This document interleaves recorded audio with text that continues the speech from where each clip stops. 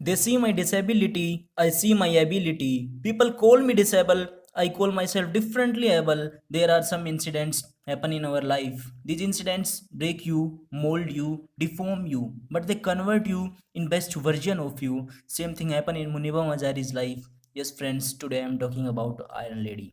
नमस्कार दोस्तों, मैं हिमांशु गोटवाल आज फिर से आपके सामने एक नई वीडियो के साथ। हमारी ऐसी ही वीडियो देखने के लिए चैनल को सब्सक्राइब कीजिए व नीचे दिए गए बेल आइकन को क्लिक कीजिए ताकि आने वाले वीडियोज का नोटिफिकेशन सबसे पहले पहुंचे आप तक। मुनीबा का जन्म मार्च 3 1987 को हुआ। परिवार की स्थिति कुछ खास न होने के कारण उसकी 18 साल में शादी कर दी जाती है और उसका पिता कहता है कि शादी करके तुम वहाँ खुश रहोगी, but of course it was never a happy marriage life, क्योंकि शादी के 2 साल बाद ही उसका एक कार एक्सीडेंट हो जाता है। वो अपने हस्बैंड के साथ ट्रैवल कर रही थी। लंबे समय तक ट्रैवल करने से उसके हस्बैंड को नींद आ जाती है और कार गड्ढे में चली जाती है। गड्ढे में जाने से पहले वो अपने आप को उस कार से निकाल लेता है और बच जाता है, लेकिन मुनीबा उस कार में फंस चुकी होती है और उसका एक्सीडेंट हो जाता है। हॉस्पिटल में 2-3 महीने बाद जब उसकी पहली रिपोर्ट आती है तो डॉक्टर कहता है, if you want become an artist और an housewife, I have bad news for you. Your wrist bone and shoulder bones are very badly damage. You can't be able to become an artist, even you can't be able to hold a pen again. Your backbone is very badly damaged. Your lungs and livers are also very badly damaged. Your whole spinal cord is very badly damaged. There is a lot of allergies spread in your whole body, and due to spine injury, you can't be able to walk again. अब तुम अपने पैरों पे खड़ी भी नहीं हो सकती, ना ही चल सकती। वो पूरा दिन बेड पे लेटी रहती थी।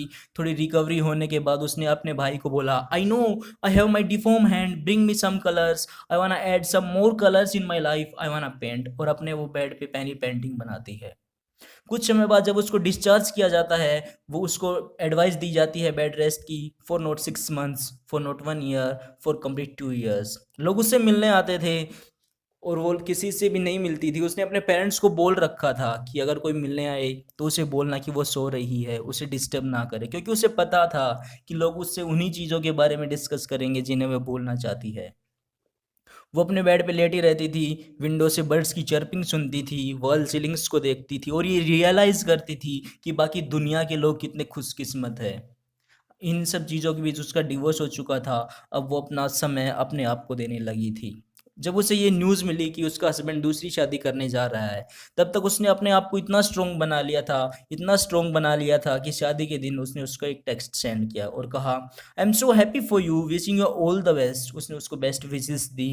अब उसकी बॉडी धीरे धीरे रिकवरी कर रही थी। रिकवरी होने के बाद उसने एंकर का काम स्टार्ट किया। अच्छी एंकरिंग करने से उसे अपनी कंट्री में नेशनल टीवी में काम करने का मौका मिला और उसने पिछले 2-3 सालों में बहुत सारे शोज़ किए हैं। वो आर्टिस्ट हुई है, सिंगर हुई है, मॉडल हुई है। फोर्ब्स मैगजीन में 2016 में सबसे कम उम्र की लोगों में उसका नाम शुमार है। जब भी वो लोगों के सामने जाती है वो हंसती है। लोग उससे पूछते हैं कि तुम्हारे साथ इतना सब कुछ हुआ तब भी आपने इतना इम्प्रूव किया, तुम ऐसा सब कैसे कर लेती हो? तो वो एक ही बात बोलती है कि मैं उन चीज़ों के बारे में नहीं सोचती जो मुझे दुख देती हैं, मैं उन चीज़ों के बारे में नहीं सोचती जो मेरे साथ पहले घटी हैं, मैं उन चीज़ों के बारे में सोचती हूँ जो मुझे आगे करनी है। सर, प्रॉब्लम्स प्रॉब्लम्स हम सब की लाइफ में होती हैं। अगर आपको कोई बोलता है कि मैंने कभी कोई गलती नहीं की, या तो वो झूठ बोल रहा है या तो वो वही करता आ रहा है जो लोग सालों से करते आ रहे हैं, उसने कभी नया करने की कोशिश नहीं की। प्रॉब्लम सबकी लाइफ में होती है सर। बाटा एक बहुत बड़ी कंपनी है। आप में से बहुत से लोग उसके शूज़ भी पहनते होंगे। उसके मैनेजर ने अपने एक सेल्समैन को बुलाया और कहा कि इस साल हमें अलग अलग कंट्रीज़ में 2 शोरूम बनाने हैं। मैं आपको एक कंट्री में भेजता हूँ, वहाँ पे जाके रिसर्च कीजिए कि अगर हम वहाँ शोरूम बनाएं तो कितनी सेल्स होगी, कितना प्रॉफिट होगा। सेल्समैन को उस कंट्री में भेज दिया जाता है। जैसे ही वो एयरपोर्ट से बाहर जाता है उसको एक कार आती है लेने के लिए। वो 2-3 महीने तक उस कंट्री में घूमता है, कभी इस सिटी में तो कभी उस सिटी में, और 2-3 महीने बाद उस मैनेजर को फ़ोन करता है और बोलता है कि सर, यहाँ शोरूम लगाने का कोई फ़ायदा ही नहीं है। यहाँ सब लोग बेयरफुट घूमते हैं, नंगे पैर घूमते हैं, इनको पता ही नहीं कि पैरों में जूते भी पहने पहने जाते हैं, इनको शूज़ की वैल्यू ही नहीं पता है। सर, अगर यहाँ शोरूम लगाया गया तो लॉस ही लॉस होगा। मैनेजर बोलता है ठीक है, आप वापस आ जाइएगा।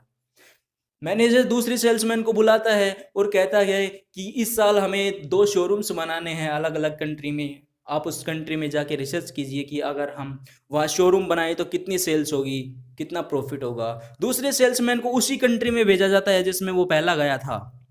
वो जैसे ही घूमता है कुछ समय, और मैनेजर को फ़ोन करता है कि सर ट्रकों के ट्रक भर के भेज दिए, या बहुत पोटेंशियल है, किसी ने भी जूते नहीं पहने हुए, सर हम सबको जूते पहनाएंगे, बहुत सारी सेल्स होगी, बहुत सारा प्रॉफिट होगा। सर प्रॉब्लम्स हम सबकी लाइफ में होती हैं, ये नज़रिया ही है कि कोई तो प्रॉब्लम्स को प्रॉब्लम समझ के पीछे हट जाता है, कोई उनको अपॉर्चुनिटी लेके उनको सोल्व आउट करता है। वीडियो अच्छी लगी हो तो प्लीज़ इसको लाइक कीजिएगा, चैनल को सब्सक्राइब कीजिएगा एंड इसको ज़्यादा से ज़्यादा शेयर कीजिएगा।